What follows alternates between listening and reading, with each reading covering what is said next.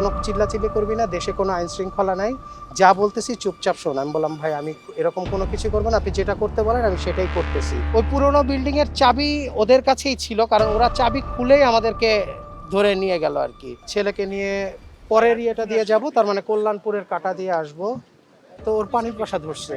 আমি যে ইয়েটা আছে দারুসালাম টাওয়ারের সামনে অস্থায়ীভাবে ওই যে বাক্স নিয়ে বসে যে পানি টানি বিক্রি করে, ওইখান থেকে পানি কিনে দিয়ে ওকে আমি মোটরসাইকেলে ওঠার সাথে সাথেই আমার এখানে খুব জোরে চাপ দিল, শক্ত লাগলো। তো আমি তো এমনিতেই খুব ভয় পেয়ে গেলাম, কারণ রাতের বেলা লোকজন কম।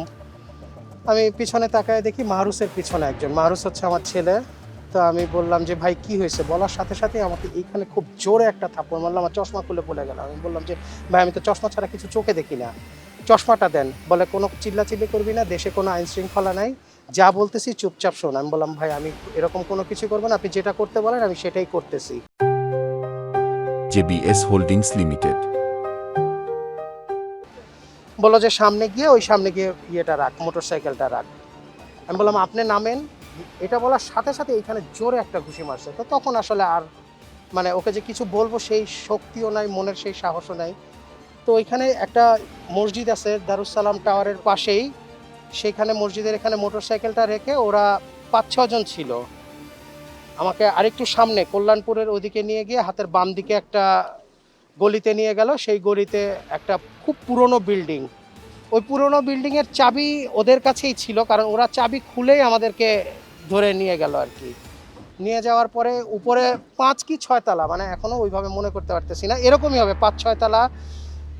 ওইখানেও ২টা চাবি দিয়ে গেট খুলে ভিতরে ঢুকে তারপরে ওনারা একটা রুমে থেকে ভিতরের আরেকটা রুমে প্রবেশ করে আমার মোবাইল, মানি ব্যাগ এগুলো চাইলো। মোটরসাইকেলের চাবিটা তখনও আমার হাতে ছিল, সেগুলো নিয়ে গিয়ে বলতেছে যে মোবাইলের লক খুলে দে।